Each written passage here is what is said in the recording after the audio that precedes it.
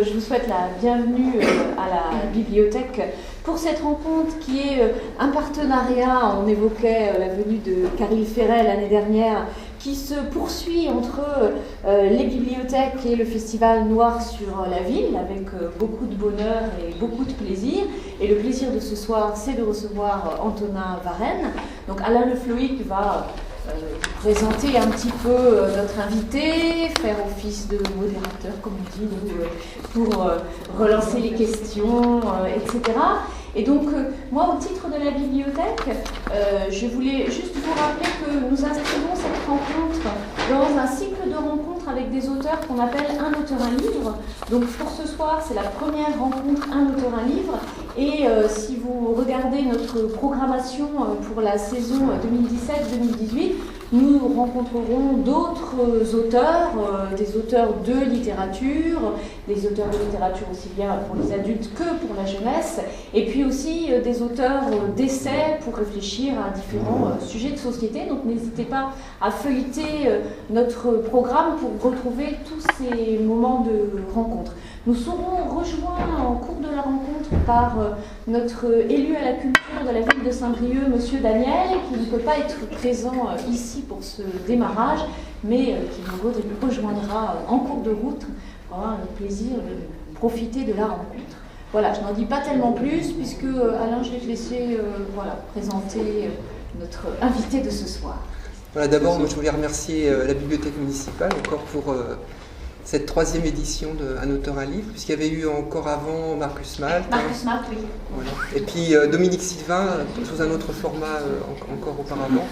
Donc c'est un partenariat qui s'enracine ici, en fait, aussi. Hein. Donc moi aussi, je suis très content de me retrouver ce soir avec Antonin, puisque ça fait très longtemps qu'à Noir-sur-la-Ville, on avait envie de l'inviter. Hein. On avait repéré déjà ses romans, ses premiers romans, donc le Fakir, Le Mur, le Kabyle et le Marin. Et depuis, on n'avait pas eu l'occasion de pouvoir l'accueillir. Ce que j'aimerais bien, c'est que tu nous parles un petit peu de l'évolution effectivement de ton travail avant de parler de ces deux derniers romans. Hein. On parlait de porosité tout à l'heure un petit peu en aparté. Comment tu en es venu de ces premiers romans qui étaient plus du roman noir, on va dire un peu classique, hein, à ce type de roman que souvent on présente comme un roman d'aventure, hein.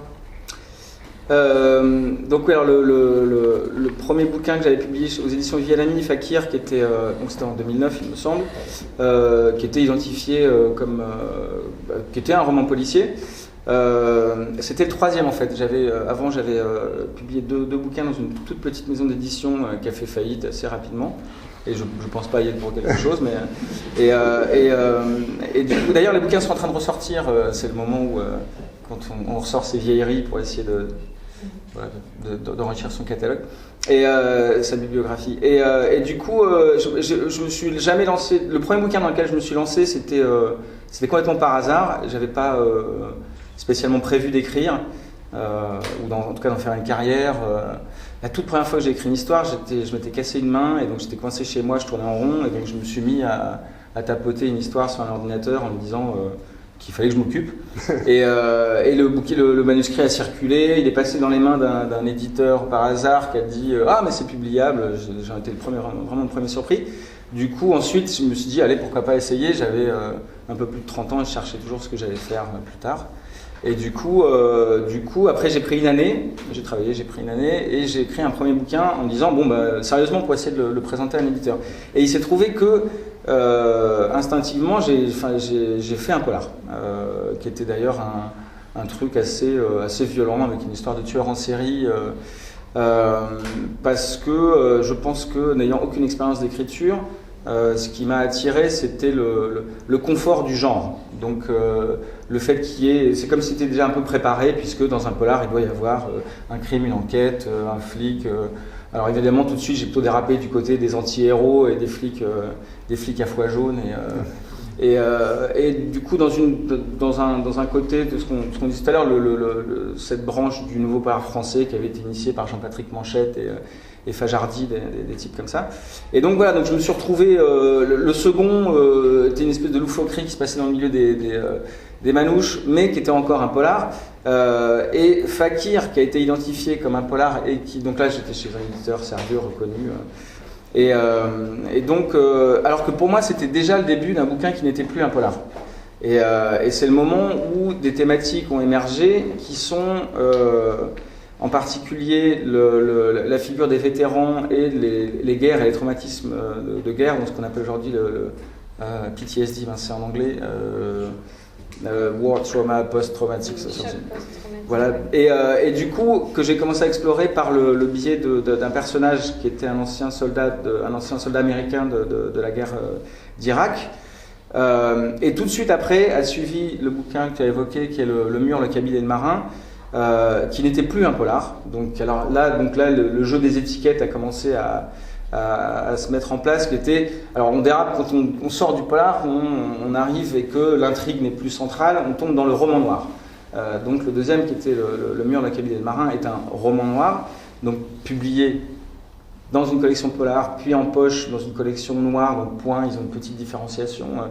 Et c'était un bouquin sur la guerre d'Algérie et les souvenirs de mon père pendant la guerre d'Algérie. Donc du coup là, le propos n'était plus d'inventer un crime, une enquête. D'ailleurs, je militais pour les polars, c'était quoi? C'était donc pas de crime, pas d'enquête et pas de résolution. S'il commençait à faire un peu léger pour des polars, et je prenais pompeusement en exemple Paul Auster, en disant qu'il écrivait des très bons polars dans lesquels il n'y avait ni crime, ni enquête, ni résolution, et qui étaient en fait des quêtes identitaires. Et voilà, donc en fait là, après le Mur, le cabinet de marin, je me suis retrouvé finalement avec des thématiques que je voulais explorer, et à partir de là, je me suis plus jamais posé la question du genre, et c'était plutôt soit les personnages, soit les thématiques que je voulais aborder qui donnaient la couleur du livre. Après, le fait de conserver des préoccupations sociales, politiques, et de rester dans de la littérature de genre, c'est-à-dire de la littérature populaire, fait que mes bouquins restent encore apparentés à des... donc là aujourd'hui, j'ai une étiquette provisoire d'auteur de romans d'aventure, qui sont, s'ils étaient transposés, donc qui se passent au 19e siècle, en grande partie dans le monde, sur le continent américain, s'ils étaient transposés au 20e siècle, ça serait un bouquin sur la cavale d'un type accusé d'un meurtre, sujet ô combien classique, que ce soit en littérature ou au cinéma, dans le registre du noir. Dans 3000 chevaux vapeur qui précède l'Équateur, il est même revenu s'enquister dans mon histoire un tueur en série, alors, au 19e siècle pendant la conquête de l'Ouest, enfin aux États-Unis, sauf qu'il n'est plus du tout l'objet central d'une enquête policière, et du coup ce n'est pas un polar, mais des éléments subsistent et des lignes de force, des lignes de tension qui sont parmi les caractéristiques de la littérature noire et policière. C'était une longue réponse. Alors on va commencer à parler peut-être d'Équateur, puisque dans la plaquette de la bibliothèque, c'est ton dernier roman. Hein. Donc effectivement, on va suivre les aventures de Peter Ferguson. On dit Peter Ferguson. Pete Ferguson. Donc qui va nous emmener effectivement des États-Unis au Mexique, en Guyane, et puis en Amérique du Sud en fait. Hein. J'ai cru comprendre que ça correspondait un petit peu à des voyages que tu avais fait toi-même en fait. Hein. Oui. J'ai une famille, voilà, c'est le moment où les auteurs commencent à parler d'eux et plus de leur livre. J'ai une famille binationale, donc mon épouse est américaine, et du coup, donc moi j'ai habité aux États-Unis un petit peu. Mon épouse, je l'ai connue au Mexique, on était travailleurs clandestins tous les deux au Mexique. Et elle, en tant qu'américaine, était très fière d'être une américaine bossant illégalement au Mexique, hein, c'est l'inversion des rôles. Et ensuite, moi j'avais, à titre personnel, avant voyagé au Guatemala, et on a vécu une petite année en Guyane. Donc il se trouve que c'est un livre qui passe par des pays où j'ai habité, ce qui est plutôt un hasard, enfin, ça fait beaucoup de coïncidences, donc il faut s'en méfier, mais c'est la première fois que je me retrouve à écrire un bouquin qui passe par là où j'ai vécu en fait. Donc, à part, on n'est pas battu. À part Battu, qui se passe dans un coin qui ressemble pas très loin d'où tu habites. Voilà, qui est beaucoup moins exotique que la Guyane, qui est la Creuse. la Creuse actuelle. Et alors, c'est qui ce personnage de Peter Ferguson? Alors, Pete Ferguson, c'était une tentative de enfin sortir de mes personnages de taiseux traumatisés par la guerre. Donc, du coup, en fait, il était juste déserteur. Mais c'était... voilà, en fait, je sortais d'une série de personnages principaux qui étaient des types plutôt épais, taiseux, violents, et ayant d'une façon ou d'une autre eu les mains salies par une guerre. Et là, c'est le personnage d'un jeune déserteur. Donc, mais il n'est pas gentil non plus. Hein. Ah non, pas pour autant, mais c'est un... Alors, j'aime beaucoup les transformations. Donc, de 3000 chevaux vapeur, c'était sur 12 ans, c'est l'histoire d'un type... je répète souvent que c'est un type à qui on voudrait pas serrer la main au début du bouquin, et à la fin, avec qui on pourrait peut-être 1 ou 2 verres. Pas plus. C'est toujours des types qui, au-delà de 3 verres, on arrête de les fréquenter. Et du coup, la transformation. Mais ça, c'était à chaque fois, je partais de personnages qui étaient des gens dont l'histoire était déjà écrite et dont ils essayaient de se sortir. Et là, Pete Ferguson, c'était en le faisant plus jeune. J'ai voulu, donc c'est un personnage qui a bien évidemment quand même des casseroles assez lourdes, mais je voulais que ce soit un type qui soit à la recherche de ce qu'allait être sa vie, plutôt que d'être seulement dans une situation de règlement de compte avec son passé. Donc il est à la fois en délicatesse avec son passé, mais à la recherche de son destin. C'est le grand mot de Pete Ferguson, c'est de se fabriquer un destin. Et donc justement d'échapper à là d'où il vient. Et peut-être, moi c'est ce qui me plaît beaucoup dans la figure de l'aventurier, c'est la personne à qui on a donné... c'est ça, c'est l'archétype du type, alors il est né dans une banlieue ouvrière de Lille, mais à 14 ans il lisait déjà ces parcours divergents et de types qui on ne sait pas pourquoi. Quelques rencontres, un truc qui traîne au fond de leur cerveau, un livre, un film, et d'un seul coup il est plus acceptable pour eux de se résoudre à ce qui leur avait été préparé, leur famille, le métier des parents que parfois, que très souvent, beaucoup moins, mais on reprenait. Et donc voilà, donc Pete Ferguson, c'est un type qui est en guerre, donc il a beau être déserteur, il est en guerre contre les cartes qui lui ont été distribuées à sa naissance, et il essaye de se les inventer. Et étant jeune et fougueux, pour pas dire parfois têtu, et pas toujours très subtil, dans son désir de se forger sa propre existence et son propre destin, il fait autant de bons choix que de mauvais. Pas mal de mauvais d'ailleurs. Ouais. Ah oui, ce qui est un des privilèges de la jeunesse, de pouvoir faire des mauvais choix sans le savoir. Et alors, l'Équateur pour lui, c'est un espèce d'Éden en fait. Oui, mais c'est ça. Donc et du coup, donc il croise. Alors et donc l'idée, c'était de superposer le destin individuel de ce petit personnage. Qu'avons-nous à faire de la vie de Pete Ferguson avec d'autres lignes historiques qui sont celles du continent américain. Quand je suis pas sûr de ce que je dis, je fais des grands gestes. Avec celle du continent américain à l'heure où se termine la conquête de l'Ouest. Et donc l'installation des Blancs, qui arrive avec des vagues depuis plusieurs siècles, mais le 19e étant la grande période d'immigration. Et du coup, lui, il ne fait que passer par des endroits où des tas de gens ont été dépossédés justement de leur destin, mais de leur destin de peuple. Lui, il est très américain dans le sens où il est très individualiste. C'est un type qui cherche son petit bonheur, ses petites résolutions, le petit coin de terre où il va se sentir bien. Mais il croise sur son chemin alors, la première population qu'il rencontre, c'est les bisons. Et par l'intermédiaire de ceux qui les tuent, donc les chasseurs des bisons. Et donc, pardon pour la métaphore, c'est quand même que des bêtes, pardon, s'ils en ont tué des millions. Et du coup, la première population exterminée qu'il rencontre, c'est les bisons, donc qui sont sur une terre que les Blancs veulent, donc on s'en débarrasse. Puis il rencontre les Comancheros, qui étaient cette petite population, très bel exemple d'assimilation culturelle. Il y en a eu peu sur le continent nord-américain, de Blancs et d'Indiens qui arrivaient à vivre en harmonie et finalement dont les cultures se finissaient par se mélanger. Ça y est, je perds mon personne. Et du coup, qui se retrouvent eux-mêmes au moment de la guerre de sécession à être le cul entre deux chaises, c'est-à-dire ils sont alliés des Blancs, alliés des Indiens. Politiquement, c'est trop compliqué, on se débarrasse d'eux. Ils continuent plus au sud, ils traversent le Mexique. Bon, le Mexique, les Indiens, c'est déjà la cinquième roue du carrosse, la dernière.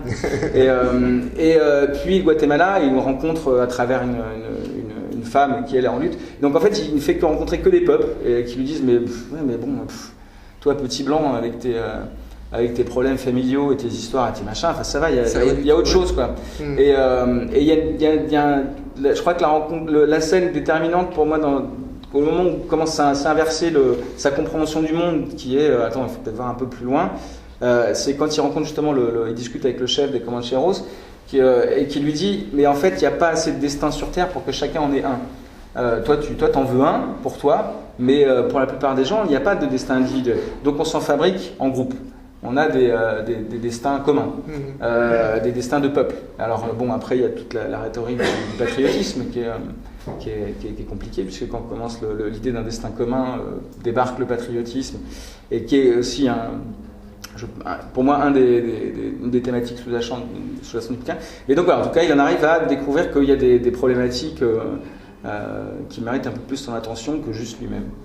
Et il y a quelqu'un qui va le faire un peu avancer dans cette réflexion, c'est Maria. Voilà.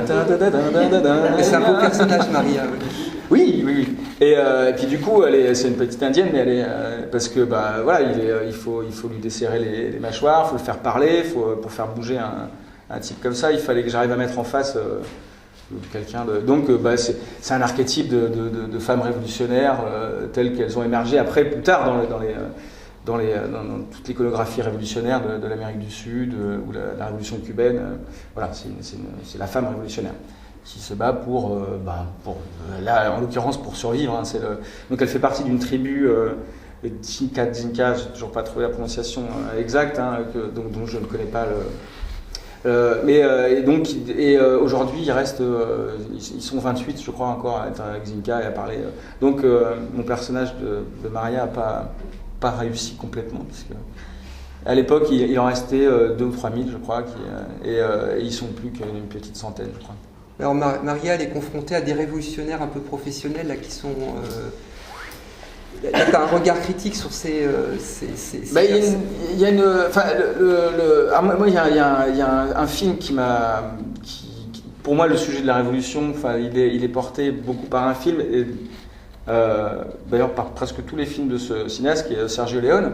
Et Il était une fois la révolution de Sergio Leone est un film absolument magnifique sur la révolution, c'est l'éloge de la défaite. Et ça, j'ai aussi un auteur mexicain que j'aime beaucoup, qui est Paco Ignacio Taibodos, qui a écrit un bouquin qui s'appelle Éloge de la défaite, qui est comme ça un catalogue de l'héroïsme, de la résistance et de la révolte, et qui finit mal. Mais si quelqu'un prend le temps de noter l'histoire et qu'elle est racontée ensuite, elle peut encore inspirer d'autres révoltes. Et c'était quoi le... Non, c'est de ces personnages de révolutionnaires un petit peu de Paco. Oui, voilà. Et du coup, il y a autre archétype. Alors, pardon, c'est pas juste un catalogue de clichés, mon bouquin, j'espère, mais la figure du poète qui est tellement importante aussi en Amérique du Sud. Et en fait, finalement, c'est la figure de l'intellectuel révolutionnaire face à... Et ça, là, quand on pense à Il était une fois la révolution, c'est vraiment ça. C'est le paysan avec ses 8 enfants qui est porté, qui devient un chef de file de la révolution, et qui a affaire à des intellectuels scribouillards qui finissent par trahir et par... Donc il y a ces confrontations entre la réalité de la pauvreté, la nécessité de se révolter ou de faire changer les choses, et des idéaux intellectuels ou philosophiques, des idéaux dont on a besoin. Et Pete Ferguson, c'est un type qui est à la fois brut de décoffrage et éduqué. Donc c'est un type qui écrit, qui a un journal intime, qui lit des livres. Et du coup, et j'aime ça aussi, c'est pardon si je parle de mon père, mais mon père était un type comme ça qui venait d'un milieu très prolo, coco de la banlieue parisienne, et c'est un de ces types qui a pris la mer. Il lisait des bouquins d'exploration, de navigation, alors qu'il était à 14 ans à l'usine à Nanterre. Et il s'est tiré, c'est devenu un autodidacte dévoreur de livres. Il a été toujours, il avait une haine farouche du militant, tout en étant un libertaire absolu. Et du coup, j'aime bien, voilà, et Pitt, il est à cette charnière entre deux mondes. Et du coup, ça lui donne une position de recul ou de cynisme qui lui permet de naviguer d'un côté à l'autre et de pouvoir dire à un intellectuel arrêtez de me bassiner avec votre révolution, j'en sais plus que vous sur la misère. Et il peut aussi se permettre face à une Maria spontanément révolutionnaire mais un peu inculte de lui dire mais tu te rends pas compte que tu te fais manipuler par ces gens-là et en fait ta cause est perdue d'avance, pourquoi mourir, viens, partons ensemble. Wow.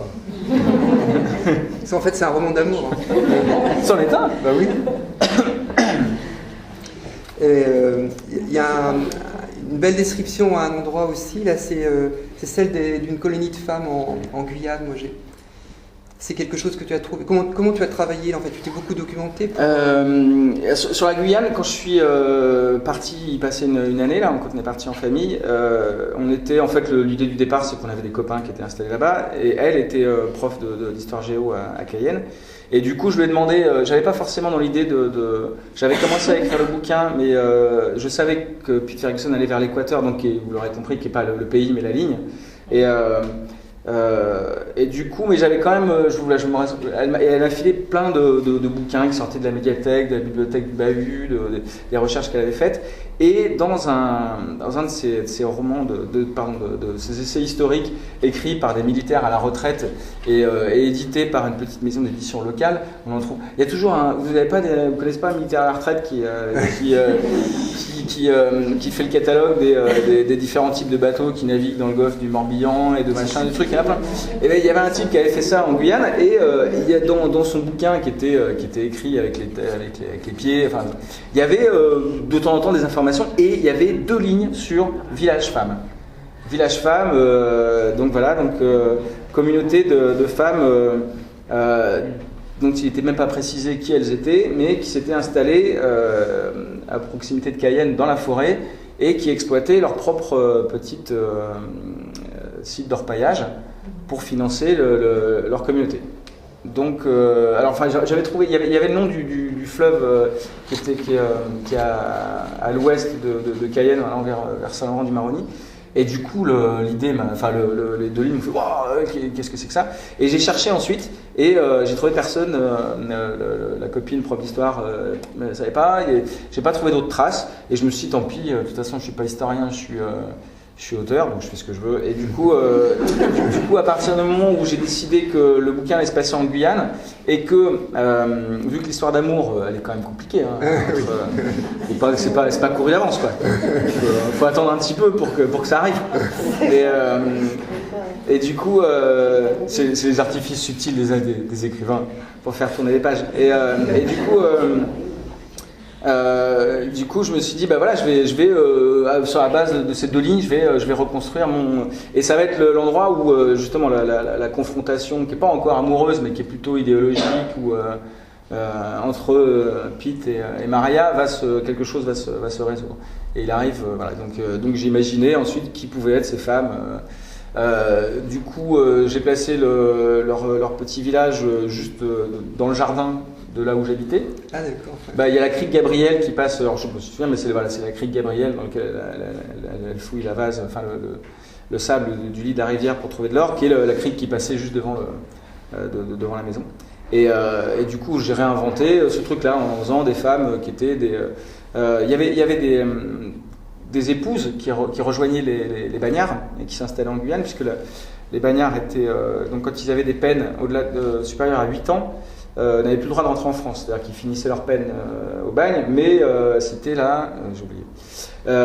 Du coup, les épouses des bagnards, parfois, pas toutes n'avaient pas envie d'aller en Guyane, allaient retrouver leur mari, et souvent le mari mourait très vite, donc du coup il y avait toute une population de femmes, les gardiens aussi, la mortalité parmi les gardiens du bagne était effroyable, donc moins que parmi les prisonniers, et du coup il y avait aussi tout un tas de veuves appauvri de gardiens qui restaient en Guyane. Et donc voilà, j'ai imaginé cette coalition de femmes assez libertaires en fait. Assez libertaires et qui gardaient l'entrée du village femme avec un fusil et qui n'hésitait pas à plomber le cul des mecs qui essayaient de rentrer. Ouais. Non, c'est une belle. C'est des passages qui sont. Marion, c'est pas vrai?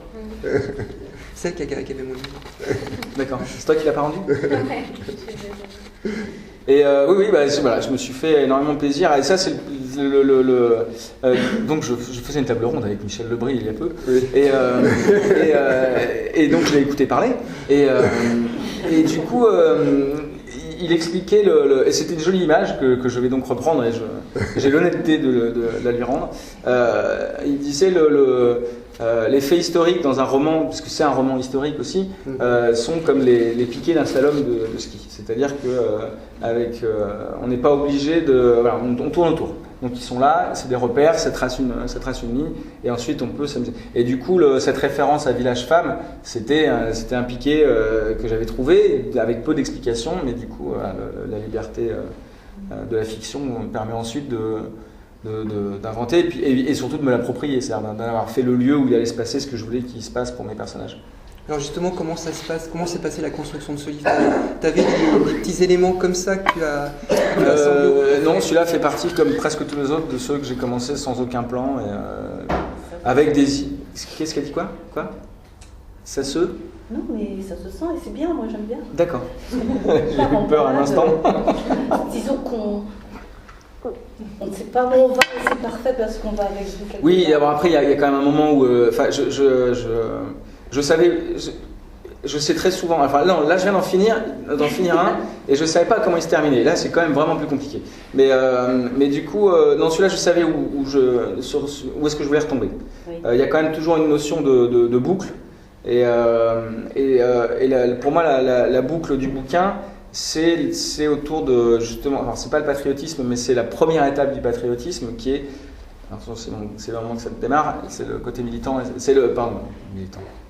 C'est la propriété privée. Le bouquin commence par Pete Ferguson qui rentre dans un... Il y a quelqu'un des éditions Albin Michel qui se marre à droite parce qu'il dit ça y est, c'est reparti, tagala. Et le Land Office, qui était une officine gouvernementale au moment pendant la conquête de l'Ouest aux États-Unis, était un merveilleux outil de conquête du continent américain, puisque c'était, une fois les bisons nettoyés, les Indiens virés, on distribuait gratuitement la terre aux citoyens américains. Donc à deux conditions, avoir plus de 21 ans, être citoyen américain, ce qui s'obtenait assez facilement, c'est beaucoup plus compliqué aujourd'hui, et ils étaient moins regardants à l'époque. Et donc, alors, être citoyen américain, avoir plus de 21 ans et n'avoir jamais pris les armes contre le gouvernement américain. Auquel cas, on vous offrait, c'est 60 hectares. Enfin, aux proportions de la France, en Creuse, les exploitations agricoles, la plupart font à peine 50 hectares. Mais il y avait vraiment de la place. Et du coup, avec ce qui faisait vraiment d'un immigrant un citoyen américain, c'était de devenir propriétaire d'un morceau de cette terre. Avec ça, il devenait immédiatement reconnaissant à la main qui lui avait donné ces terres, et du coup, je pense, un patriote qui s'empressait de mettre des clôtures et de pouvoir dire, alors qu'il venait d'une Europe où les terres étaient réduites en quantité par rapport aux populations et à ceux qui les possédaient, être propriétaire en Europe, à cette époque-là, c'était une exception. Aux États-Unis, c'était un cadeau. Et du coup, voilà, donc la reconnaissance de ces gens. Et qu'est-ce qu'on fait une fois qu'on est chez soi? Eh ben, on dit qu'on est chez soi, et quel plaisir d'être chez soi. Et on a tous les droits. Et les Américains sont très, très, très... voilà, ça fait partie de toute leur rhétorique devenue nauséabonde sur la liberté d'être chez soi, des machins, la liberté d'avoir des armes pour défendre le droit d'être chez soi, et tout le Bataclan. Et du coup, Bataclan, c'était pas une bonne... pardon. Et du coup... ça m'a arrêté ça. Et du coup, voilà, Pete Ferguson, lui, il vient d'une famille, d'un type comme ça, à qui on a offert des terres aux États-Unis, et sous son toit régnait la loi de celui qui possédait cette terre, qui était le père de la famille, et c'était pas l'intendant. Et donc du coup, lui, c'est un type qui qui fuit aussi ça. Il ne veut pas être propriétaire d'une terre, il veut pas. Et la première scène, c'est qu'il rentre dans un de ces fameux land office, et qu'est-ce qu'il fait? Il braque le type, le représentant du gouvernement qui est là, et il fout le feu au cadastre et aux cartes. Donc le premier geste symbolique de Pete Ferguson, c'est de mettre le feu aux registres cadastraux qui sont établis par les Blancs sur les anciennes terres indiennes.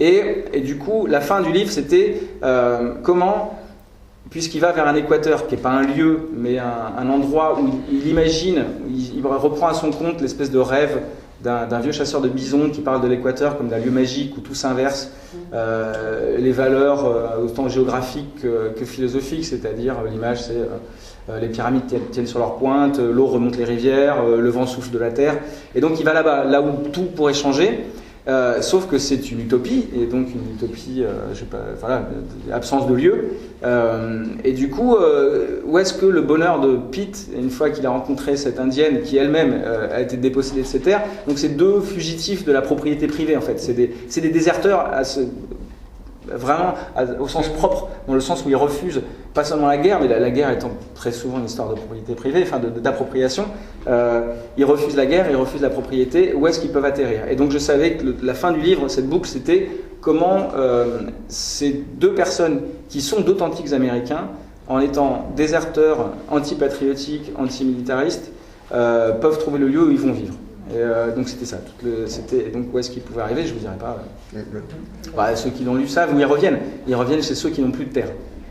Ceux qui ont été dépossédés. Donc ils vont se réinstaller avec eux. Et donc c'est assez flou pour ne pas dévoiler pour ceux qui l'ont pas lu. Mais donc voilà, c'était toute une histoire de comment peuvent-ils marcher sur cette terre sans vouloir la posséder, tout en ayant le droit d'y être.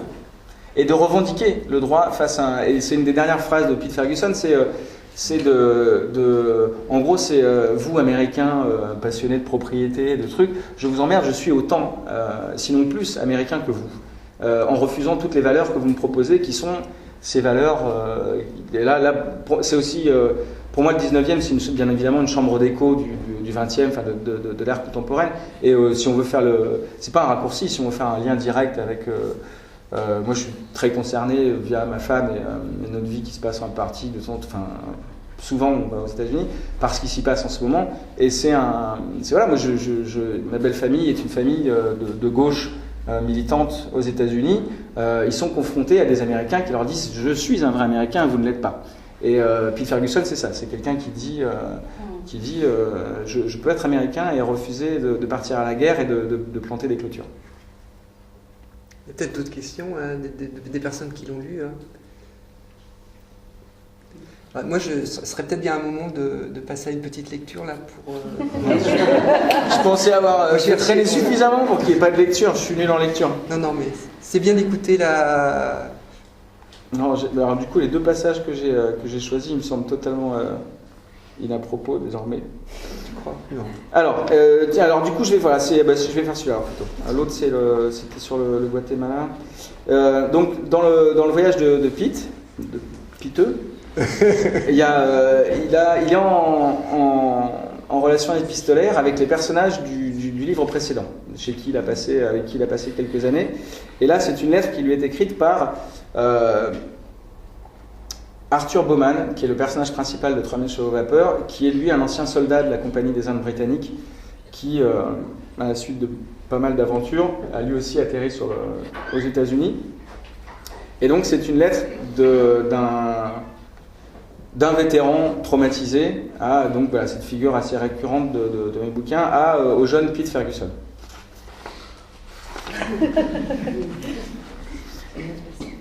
Je connais la guerre. Je sais que, armes à la main, les hommes sont indifférenciables. Qu'on leur donne un fusil et il n'y a plus de fermiers, de pères de famille, d'artisans ou d'ingénieurs. Il n'y a plus que des soldats du grand mensonge. Les frontières n'existent pas, la guerre passe au travers. Au lieu de nous protéger, elle nous enferme dans notre guerre contre nous-mêmes. La guerre était chez ton père, dans la Sierra enneigée quand il fallait échapper à l'armée, dans tes bagarres à Carson City et dans le lit de Lilia, dans les poings serrés du vieux mix, parmi les Comancheros et les coureurs de bisons, tous ces vétérans encombrants maintenant qu'il faut construire les chemins de fer, bâtir les villes, conquérir et prospérer, oublier les 500 000 soldats tombés sur le dos et sur le ventre en 5 années. Tu as fui aussi loin que tu pouvais, tu n'as plus nulle part où aller et la guerre est toujours là. Ta petite indienne aussi voudrait en sortir. Seulement sa seule arme est le sacrifice. Des guerrières comme celle-là, j'aurais voulu en commander des armées et surtout ne jamais me battre contre elles. À la veille d'une bataille, on écrit des lettres. On convoque un passé qui brille soudain de tous ses détails. On s'accroche à chaque particule du présent, comme à de l'eau entre ses doigts, les yeux douloureusement écarquillés, les narines dilatées. Et la première chose que l'on sent est la peur des autres soldats. Quelle solidarité répugnante et irrésistible de savoir qu'on ne sera pas seul à mourir. Et puis on fait le compte, on estime. 1 sur 2, 1 sur 3, on regarde ses amis. On a honte et on pleure pour que cela arrive. Lui, pas moi, eux tous, pas moi. À la veille d'une bataille, les raisons de notre existence sont plus solides que celles des autres. Mais elle, Pete, elle ne demande à personne de l'accompagner. Ton indienne ira se battre seule, pendant que tu resteras là à compter ton armée, moi, moi et moi. Tu ne comprends pas que tu dois la sauver, Pete, parce que vous êtes dans la même tranchée. À la veille de la bataille, quel calcul oses-tu faire en la regardant? Tu penses que tous les hommes sont de la race de ton vieux, celle des hommes dont il faut fuir la bêtise ou combattre la méchanceté.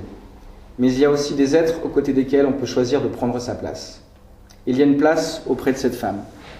Il faudrait que chaque jour soit la veille d'une bataille, Pete, pour faire le compte de ceux qui vivront, calculer comment en sauver le plus grand nombre et partager leur sort. Ta solitude est devenue impossible à tromper, tu approches du but.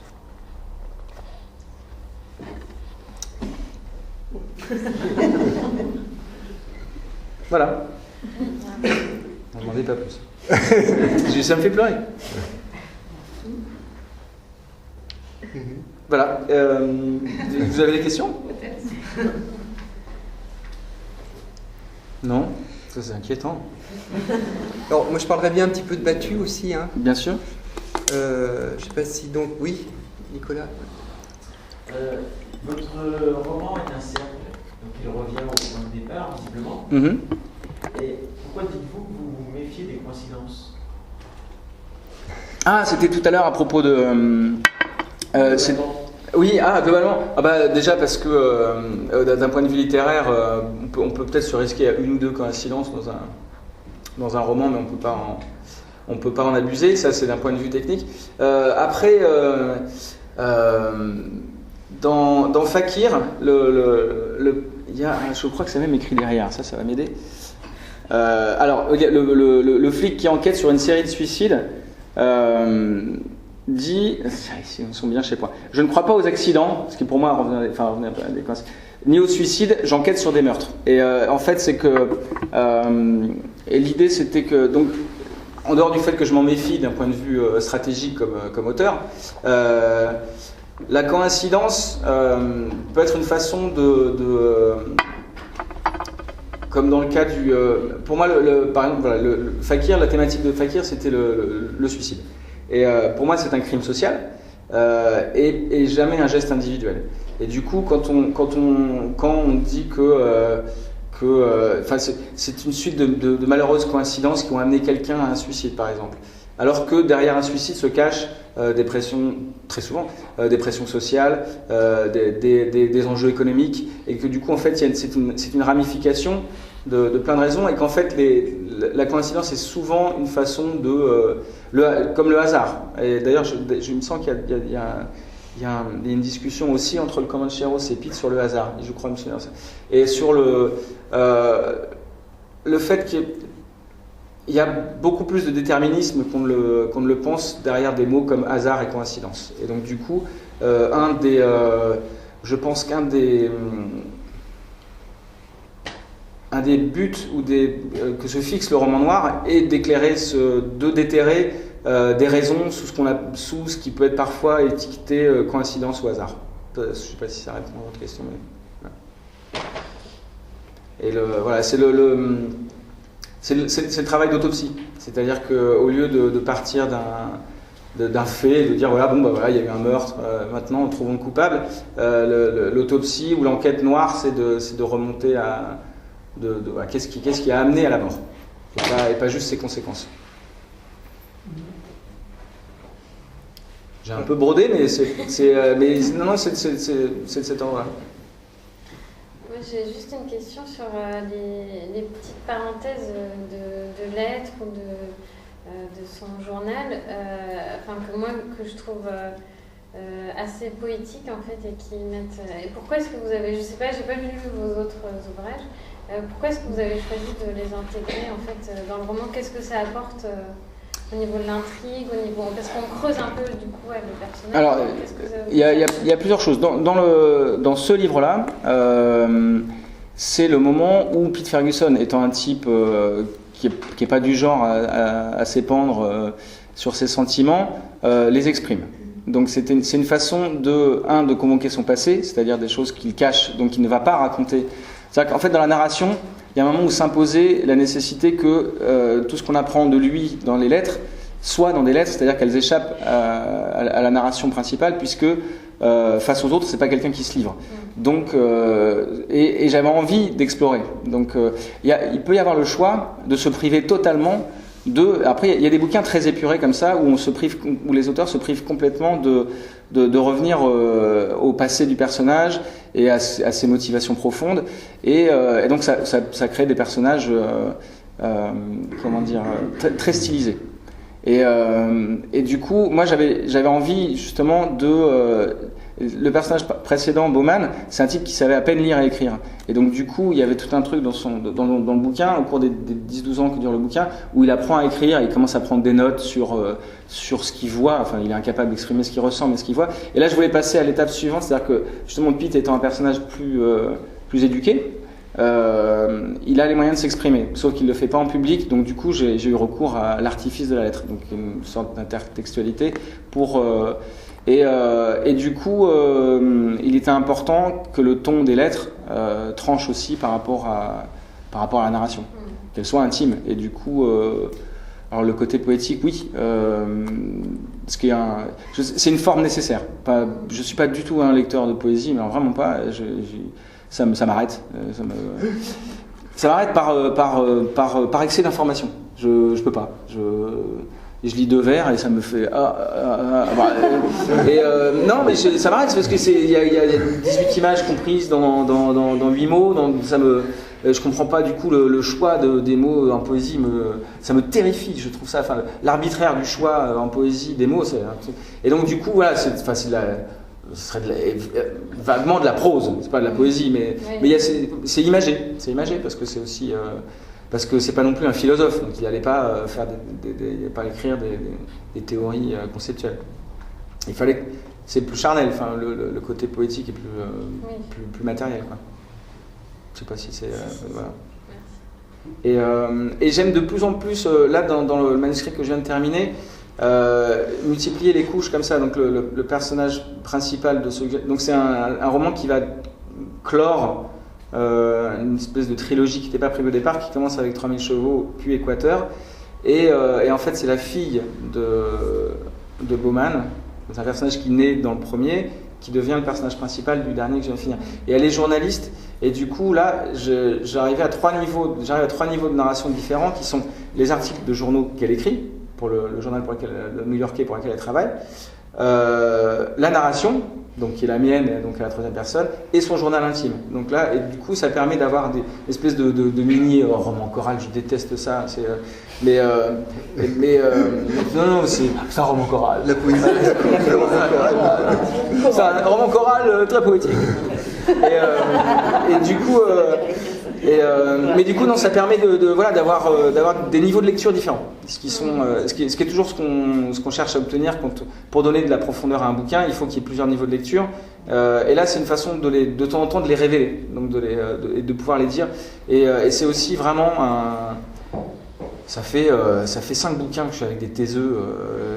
Il y a des boxeurs abrutis, des vétérans multiques traumatisés. Donc je vais de plus en plus vers des personnages qui peuvent s'exprimer, à qui j'ai le droit que je peux laisser s'exprimer en public, par exemple. Qui sont, elle est journaliste, elle rencontre des artistes, des intellectuels, elle peut échanger avec eux, donc je peux le mettre dans le livre, c'est bien. Mais du coup, je peux aussi quand même après avoir des niveaux d'interprétation, de lecture différents en faisant passer la narration par d'autres. Voilà. J'avais noté quelque chose, j'ai lu quelque part là, donc, dans une interview que tu avais dit que La plupart des romans que tu avais écrits juste là, tu les avais en toi jusque-là, et qu'aujourd'hui tu partais plutôt de ton imagination. C'est le cas pour le dernier roman dont tu parles ou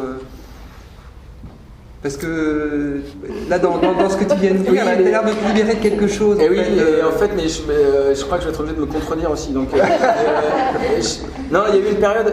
En fait, il y a vraiment eu. Je pense que jusqu'au bouquin sur la guerre d'Algérie, ces bouquins, ils étaient déjà prêts. Alors vraiment. Je suis pas mystique. Hein. Le côté. Mais prêt au sens quoi en fait Ils étaient déjà là. C'est-à-dire que j'attendais. Il fallait juste que je m'assoie pour qu'ils sortent. Et c'est pas. C'est bidon, bien sûr, ce que je dis.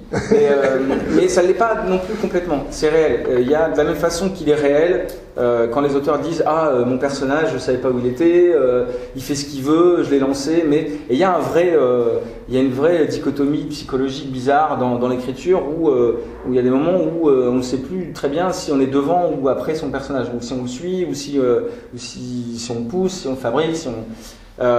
et il y a des histoires aussi qui arrivent comme ça. Et Fakir, je sais d'où ça part. J'étais très marqué par le suicide d'un ami. Je voulais faire un bouquin sur le suicide. La forme que ça a pris, comment toutes les histoires qui se sont intégrées à cette première thématique sont arrivées, je serais incapable de me souvenir comment ce bouquin s'est construit.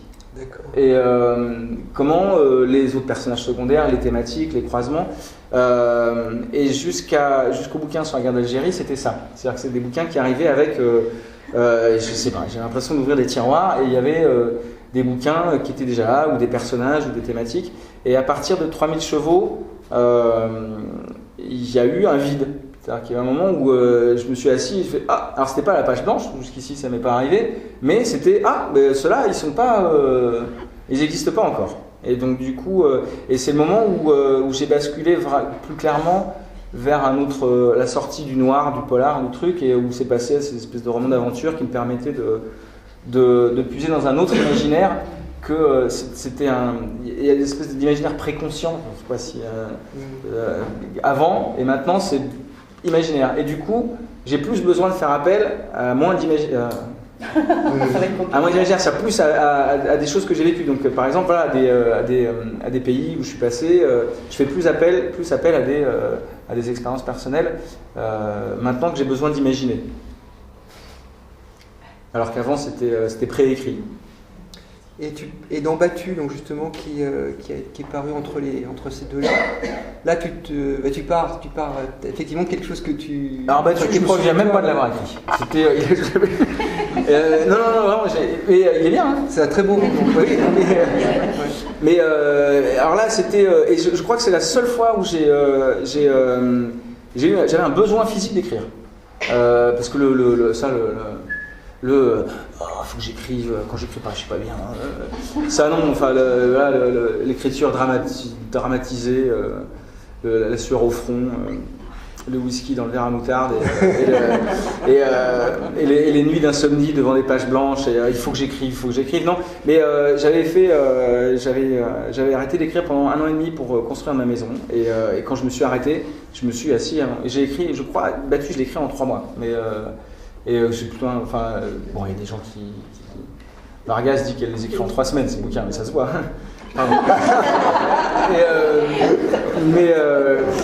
Donc il y a des gens qui écrivent plus vite que moi. Simon, il en faisait 1 par semaine. Mais 3 mois, il est ficelé, il est tordu, il est retors. Mais je l'ai écrit, alors celui-là, il était là aussi. Hein, je sais pas...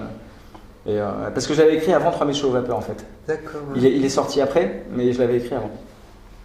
Tellement vite d'ailleurs que je n'osais même pas le présenter à... Enfin bon, j'avais eu des embrouilles avec Viviane Ami, mais après j'ai pu oser le présenter parce que je doutais de ce texte. Parce que je l'ai écrit très vite, je l'ai envoyé en disant dites-moi ce que vous en pensez, je ne sais pas ce que c'est. Donc dans ce roman Battu, on va juste en dire quelques mots. Hein. Donc c'est un roman qui se passe dans ta région en fait. Hein. Ouais. Donc c'est pas les grands espaces, c'est pas... Mais il y a des grands espaces... Il y a des grands espaces vides. Voilà, tout à fait. Voilà, c'est ça. Et c'est ça Tu avais envie de parler de ces gens-là aussi? Ces gens-là. Non, mais c'est des gens que j'aime beaucoup. Non, mais ces gens-là. Les pâtes à glu. Ouais, voilà. Les pâtes à glu. Là, l'idée, c'était de vraiment. Là, je me suis assis et j'ai levé la tête. Donc, je venais de construire la maison. Donc, j'ai fait la plus belle pièce de la maison, c'est mon bureau, qui est au milieu, avec la plus grande fenêtre, avec la meilleure vue. Et donc j'ai mis mon bureau devant la plus belle fenêtre et j'ai regardé dehors et j'ai vu un troupeau de limousines. J'ai dit je suis parti du champ qui était devant moi et du paysan qui en était le propriétaire. Et voilà. Donc c'était ces gens-là, c'est mes voisins quoi. Je pense que je suis un dealer de drogue, hein, bien évidemment. Qu'est-ce qu'il faut à la campagne avec sa femme américaine, il bosse pas. Et donc, tu as ce personnage donc, qui se trouve dans ce grand espace, là, effectivement, avec ses propriétés qui ont été agrandies tout autour. Et puis, ce personnage de Rémi Parotte qui va, lui, Parotte, je sais pas comment. C'est la prononciation anglaise. Voilà. Qui va préserver la ferme de ses parents. Un petit bout de la ferme, parce qu'il en reste, ouais. Bah c'est David et Goliath, Roméo et Juliette. Ouais, parce que aussi, ouais. Il y a deux familles, une fille d'un côté. Bon, alors lui, c'est pas le fils de l'autre famille, mais il y a un petit côté comme ça aussi. J'ai fait t'es pas tombé sur YouTube sur la vidéo de promotion que j'ai fait pour Au milieu des vaches. Non, j'ai pas vu ça. Non. Je me suis fait encorner par une. En plus, par une vache du Cantal. Par une vache du Cantal. Une race fourbe. Les limousines sont très sympas, mais celle du Cantal. J'étais dans l'étable d'un copain et donc je me suis dit, allez, je présente Roméo et Juliette chez les pâtes à glu. Je vais faire ça dans une étable. Et il y avait une vache un peu trop. Amicale, ouais. Qui a chargé, mais je me suis fait accrocher le fond de culotte par une corne pendant que j'essayais d'expliquer intelligemment ce que c'était mon livre. Et donc, tu voulais vraiment que je parle sérieusement de Battu. Et donc, voilà. Il est excellent ce bouquin. Moi je l'ai lu. Donc voilà, je l'ai trouvé excellent. Et c'était assez agréable de parler de ce coin que j'aime bien. Alors c'est quand même noirci. Hein. C'est pour ça d'ailleurs que j'ai fait attention à pas nommer la Creuse. Alors j'ai fait des petits glissements sémantiques. Enfin tu vois, la toponymie est légèrement dérapante parce que je voulais pas. La Creuse. Déjà que c'est dur de développer le tourisme, et si on commence à écrire des bouquins là, comme ça, là-dessus, ça donne pas du tout envie de passer ses vacances. Hein. En même temps, moi j'ai pas trouvé, je trouve que tu donnes, il y a des... Comme dans... Alors ça c'est le point de vue des gens comme nous, des néo-ruraux, parce que les paysans de Creuse, je suis pas sûr que la vision soit... Non mais la description que tu en fais, c'est une description plutôt positive J'ai pas osé en parler avec mes voisins encore, parce que je leur file... alors ça, j'aime bien cette anecdote, mais comme on est que... Il y a que 5 maisons dans le hameau où j'habite, quand je sors un bouquin, j'en mets un exemplaire dans chaque boîte aux lettres, et, pour les voisins, et j'ai pas eu de retour encore sur Battu. En plus, je viens de buter le coq du voisin. Donc je sais pas ce qui va se passer entre ce qu'il a pensé de Battu et maintenant que je lui ai estorbi son coq. Il venait chier sur la terrasse, ça suffit. Je voulais pas, et la bûche était un peu lourde. Je l'ai vu depuis le balcon de mon bureau.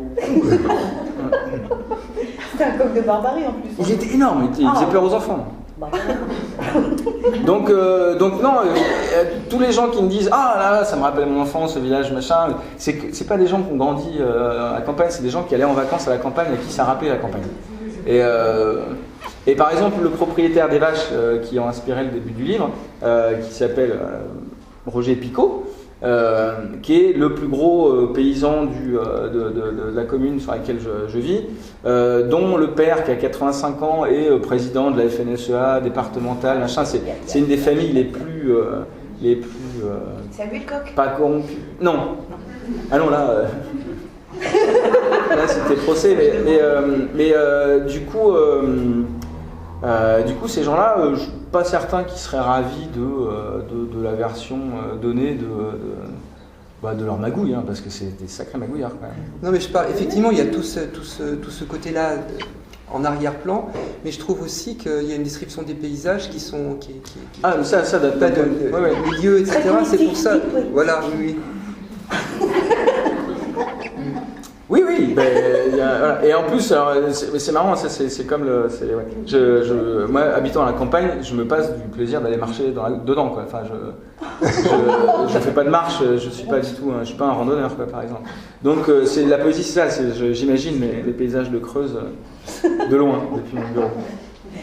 Mais c'est ça la poésie, c'est tout le recul. Après, j'ai essayé d'être équitable, c'est-à-dire qu'il y a aussi ceux que j'appelle les excités du plateau, donc qui sont en clair les gens de Tarnac. Hein. Enfin, bon, il n'y a pas que, il y a pas mal de babacools.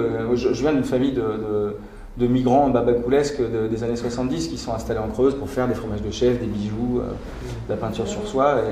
Et c'est pour ça que je m'habille le plus bourgeoisement possible pour ce milieu. Quand je viens en Bretagne.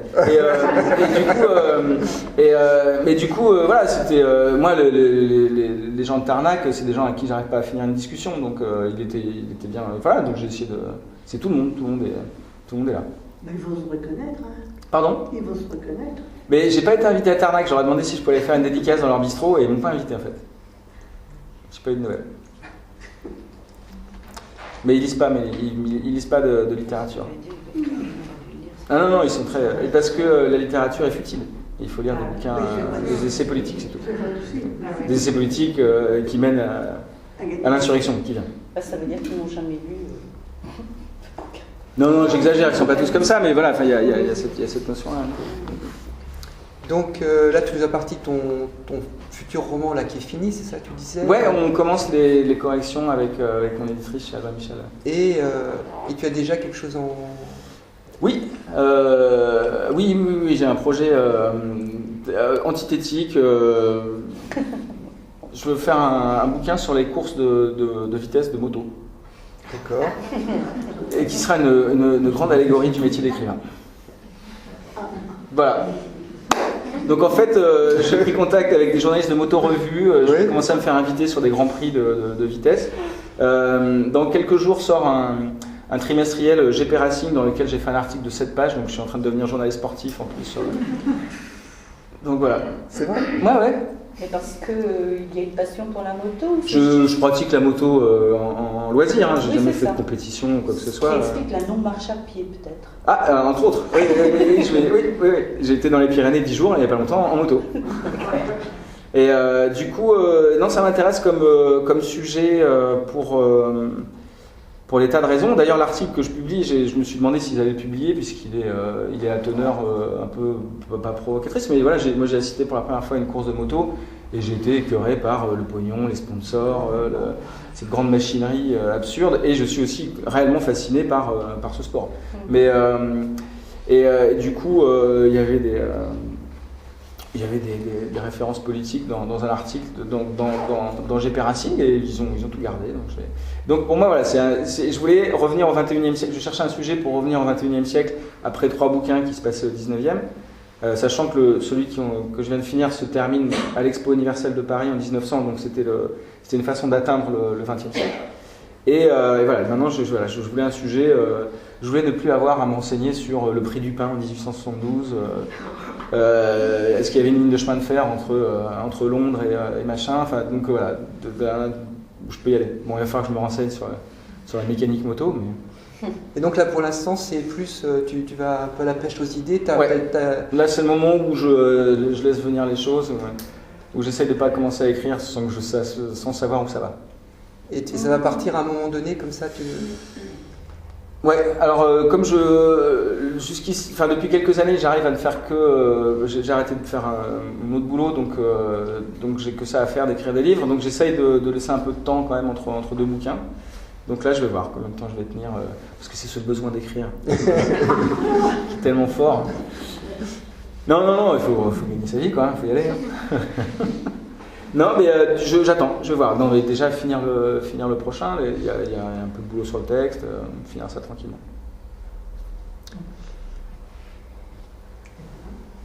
Voilà. Donc, merci. Merci à vous, vous êtes restés jusqu'au bout, vous êtes venus, vous êtes restés jusqu'au bout. Merci beaucoup. Alors, je crois qu'il y a... Oui, pour poursuivre les échanges éventuellement, notre partenaire libraire, Le Pain des Rêves, propose des livres et Antonin Varenne a donné son accord pour jouer à la Absolument. dédicace, à ceux qui Bien sûr, souhaiteraient. c'est le pain des rêves. C'est le pain des rêves. Le pain des rêves, ouais, je sais. Mais c'est un titre de Louis Guillou. C'est On un parle titre D'accord, de Louis d'accord. Guillou. Ok. Voilà, donc on remercie Antonin Varenne et Alain Loïc pour cette rencontre très vivante que je pense qu'on avait tous appréciée, chorale et poétique. Donc, merci.